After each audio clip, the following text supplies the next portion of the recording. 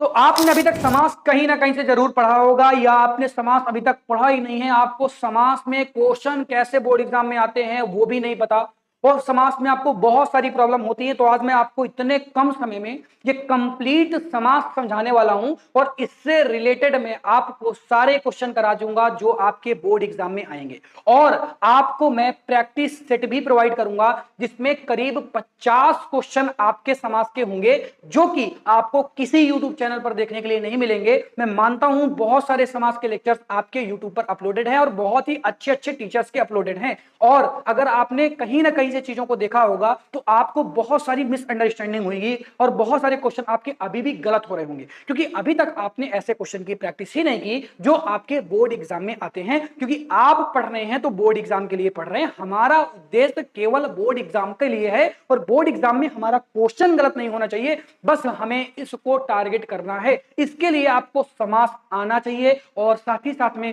समास के top level के क्वेश्चनों की प्रैक्टिस भी होनी चाहिए। तो आप इस समास को बढ़िया तरीके से देख लें, मैं आपको पूरे के पूरे कॉन्सेप्ट को समझा देता हूं, और साथ ही साथ में मैं आपको प्रैक्टिस सेट भी अवेलेबल करा देता हूं। कैसे उसे डाउनलोड करना है मैं आपको बता दूंगा, आप डाउनलोड करके बढ़िया तरीके से उन 50 क्वेश्चनों की प्रैक्टिस कर लें। आइए बात करते हैं कि समास क्या होता है। भाई समास सभी बच्चों को पता होगा, बहुत ही सिंपल सी बात है। जब दो या दो से अधिक शब्दों को मिलाया जाता है तो एक नया शब्द बन जाता है, और इसी नए शब्द को हम क्या कह देते हैं? समास कह देते हैं। कैसे बनता होगा? जैसे कि एग्जांपल ले लेते हैं, जैसे हमने मिलाया राजा और रानी, इससे एक नया शब्द बना राजा रानी, जो एक तरीके का समास हो जाएगा। जैसे गंगा का जल, इसको मैं लिख सकता हूं गंगा जल, एक तरीके का समास बन गया। अब मैं कह रहा हूं चार राहों का समूह, इसे मैं बोलूंगा चौराहा, ये एक नया शब्द हो गया जो कि समास बन गया। फिर इसके बाद राजा का पुरुष, राजा के पुरुष को हम बोलेंगे राजपुरुष, ये भी एक तरीके का समास हो गया। यानी कहने का सेंस ये है कि दो या दो से अधिक शब्दों को जब मिलाया जाता है तो एक नया शब्द बनता है। जैसे राजा रानी, गंगा जल, चौराहा, राजपुरुष, ये एक नए शब्द को इंडिकेट करते हैं, इन्हें हम समास कहते हैं। लेकिन हमें यह नहीं पढ़ना, ना ये कभी पूछा जाएगा समास के कितने भेद होते हैं, बहुत ज्यादा आपके बोर्ड एग्जाम में पूछा जाता है। तो समास के मुख्यतः कितने भेद होते हैं? समास के मुख्यतः हमें 4 भेदों को पढ़ना है, और इन 4 भेदों को ऐसे पढ़ना है कि कोई भी क्वेश्चन आपके बोर्ड एग्जाम में आ जाए आपका गलत ना हो, और नहीं होगा ये मेरी 100% की गारंटी है। तो 4 भेद कैसे होते हैं? पहले को हम बोलते हैं अवयवी भाव समास, दूसरे को हम बोलते हैं तत्पुरुष समास, तीसरे को हम बोलते हैं द्वंद्व समास, और चौथे को हम बोलते हैं बहुब्रीहि समास। अब इनकी डिफिनेशन क्या होती है? तो देख बच्चा, जब हम बात करते हैं पहले वर्ड की, और पहला वर्ड आपका प्रधान हो जाए, अभी कैसे होगा मैं आपको बताऊंगा। जिसमें पहला वर्ड प्रधान होता है उसे हम अवयवी भाव समास कहते हैं, जिसमें दूसरा वर्ड प्रधान होता है उसे हम तत्पुरुष समास कहते हैं, जिसमें दोनों ही वर्ड प्रधान होते हैं, मुख्य होते हैं, उन्हें हम कहते हैं द्वंद्व समास,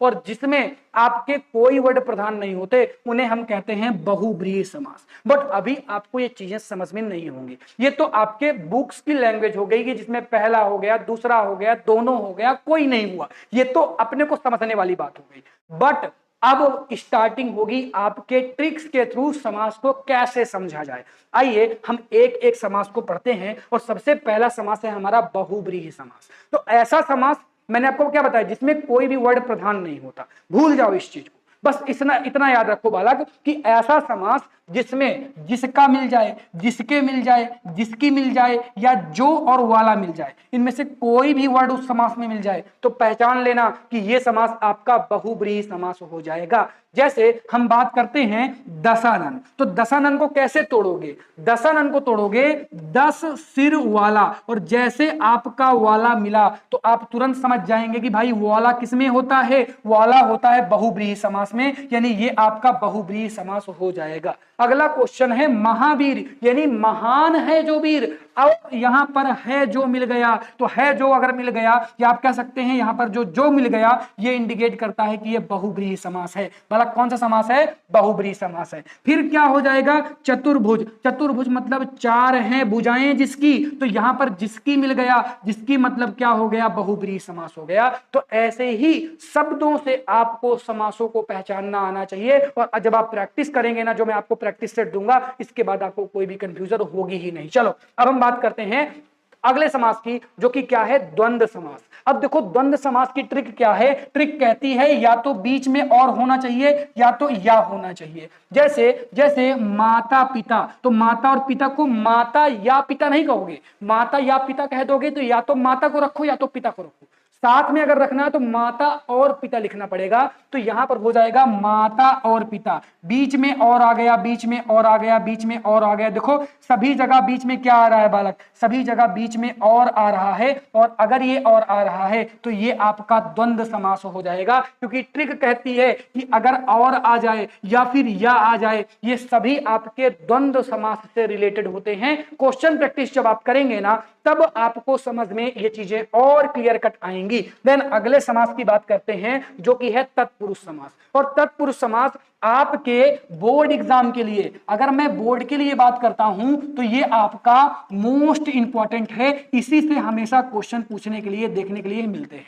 क्यों? क्योंकि थोड़ा सा एडिशनल पड़ जाता है, थोड़ा सा टफ भी पड़ जाता है, तो टीचर्स हमेशा यहीं से क्वेश्चन बना लेते हैं। तो कैसे इसको पहचानोगे, देखो तत्पुरुष जो समास होता है उसके टोटल 6 भेद होते हैं। 6 भेद होते हैं, कौन कौन से होते हैं? कर्म तत्पुरुष समास, करण तत्पुरुष समास, संप्रदान, अपादान, संबंध, अधिकरण, ये सभी तत्पुरुष समास के क्या होते हैं? भेद होते हैं। लेकिन अगर आप इस चार्ट को याद कर लें तो इनको पहचानना एकदम से फिंगर में हो जाएगा, आपके देखते ही आपको आंसर आ जाएगा। आप देखेंगे आपको आंसर आ जाएगा, पढ़ने की आवश्यकता ही नहीं पड़ेगी आपको। कैसे नहीं पड़ेगी? जैसे कर्ता ने कर्म को करण से संप्रदान के लिए अपादान से अलग, यहां पर से लिख दो बालक, से अपादान से अलग, संबंध काके की, अधिकरण में पर, संबोधक हे अरे।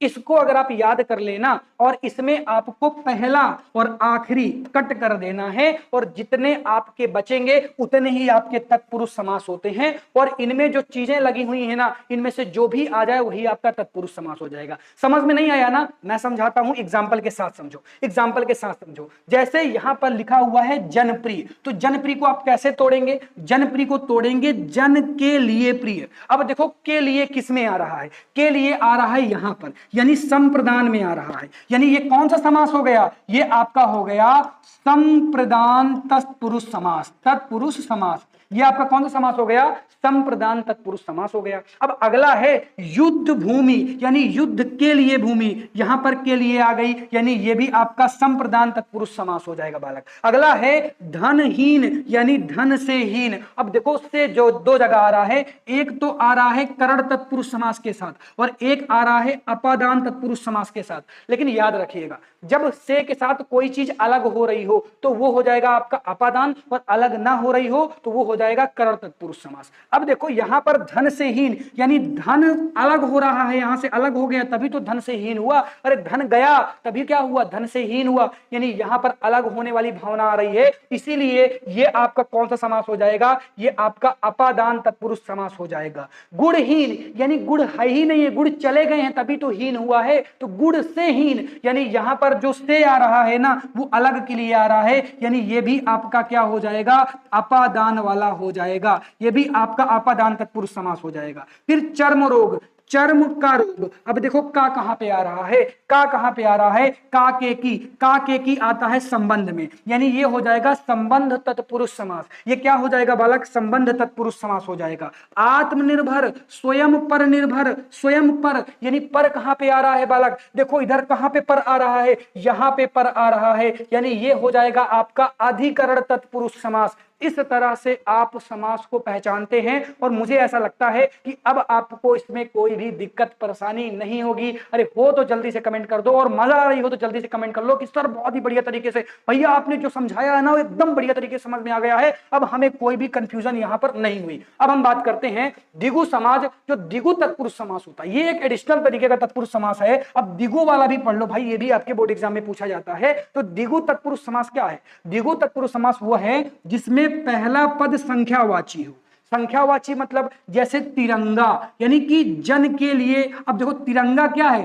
तीन, इसको कट कर दो भाई, तिरंगा क्या है? तीन रंगों का समूह। तो तीन रंग यानी तीन एक तरीके का गिनती आ गई कि नहीं आ गई? संख्या आ गई कि नहीं आ गई? यानी ये आपका हो गया द्विगु तत्पुरुष समास। चौराहा, तो चौराहे को क्या बोलेंगे? चौराहे, भाई इसको सही कर लेना, ये यहाँ पे सारी चीजें गलत लिखी हुई हैं। चौराहे को क्या बोलेंगे? चार राहों का समूह। तो यहाँ पर 4 क्या आ गया, संख्यावाचक आ गया, तो ये आपका द्विगु तत्पुरुष समास हो गया। अगला है सप्ताह, यदि सप्ताह 7 दिनों का समूह, तो 7 क्या आ गया, संख्यावाची आ गया, इसीलिए ये द्विगु तत्पुरुष समास हो गया। नवरात्र, 9 दिनों की रात्रि, तो इसमें 9 क्या आ गया, संख्यावाचक आ गया। तो जब भी संख्यावाचक वर्ड आएगा तो वो आपका द्विगु तत्पुरुष समास हो जाएगा। देन नेक्स्ट की बात करते हैं, ये भी आपका इंपॉर्टेंट है, कर्मधारय तत्पुरुष समास। इसकी ट्रिक है जो के समान रूपी, इनमें से कोई भी वर्ड आएगा तो आपका कर्मधारय हो जाएगा। अब जैसे जैसे लिखा है काली मिर्च, यानी काली है जो मिर्च, तो काली है जो मिर्च में है जो आ गया कि नहीं, और है जो किसको रिप्रेजेंट करता है, कर्मधारय को रिप्रेजेंट करता है। फिर अगला है सूरवीर, सूर के समान वीर, अब यहां पर के समान आ गया कि नहीं, और के समान किसको रिप्रेजेंट करता है, के समान कर्मधार तत्पुरुष समास को रिप्रेजेंट करता है। फिर अगला है देवगुरु या गुरुदेव, तो गुरु रूपी देव, अब यहां पर रूपी वर्ड आ गया है, और रूपी किसको इंडिकेट करता है, कर्मधारय तत्पुरुष समास को रिप्रेजेंट करता है। यानी इस तरह से आप कर्मधारय तत्पुरुष समास को पहचानेंगे। आई होप यहां तक किसी भी बच्चे को कोई दिक्कत नहीं होगी। अब अगला समास है आपका अवयवी भाव समास। जब कुछ ना समझ में आए तो उसको टिक कर देना अवयवी भाव समास में। जैसे कि इसमें दिखा हुआ है यथा विधि, तो यथा विधि मतलब विधि के अनुसार। अब इधर घर घर, तो घर और घर नहीं होता, ना घर या घर होता है, यहां पर होगा घर घर। घर घर का मतलब होता है प्रत्येक घर, तो हो जाएगा अवयवी भाव समास। फिर होता है आमरण, आमरण का क्या हो जाएगा, मरण तक। तो मैं जो आपको समझाना चाहता हूं, ये समझाना चाहता हूं, 4 समास तो आपको समझ में आ गए, 3 समास जो ना समझ में आया वो क्या हो गया, वो आ गया आपका अवयवी भाव समास। इस तरह से आज मैंने आपको कंप्लीट समास पढ़ा दिए। अब प्रैक्टिस सेट के लिए आपको ये जो फाइल दिख रही है, इसको आप डिस्क्रिप्शन में जाके डायरेक्ट डाउनलोड कर सकते हैं, और डिस्क्रिप्शन में अगर लिंक ना मिले तो एक टेलीग्राम का लिंक प्रोवाइड किया गया होगा, उसको ज्वाइन कर ले, वहीं पर ये फाइल पड़ी होगी, आप उसको डाउनलोड करके प्रैक्टिस कर लें। ये 50 क्वेश्चन का सेट आपको समास में मास्टर बना देगा, आपको कहीं पर फिर समास में कोई भी गलतियां देखने के लिए नहीं मिलेंगी। Thank you so much for watching. ऐसे ही हिंदी के लेक्चर के लिए जल्दी से कमेंट कर दो, तो और भी बहुत सारे लेक्चर हम आपको प्रोवाइड करवाएंगे। Thank you so much for watching. Tata bye बच्चों, बाय।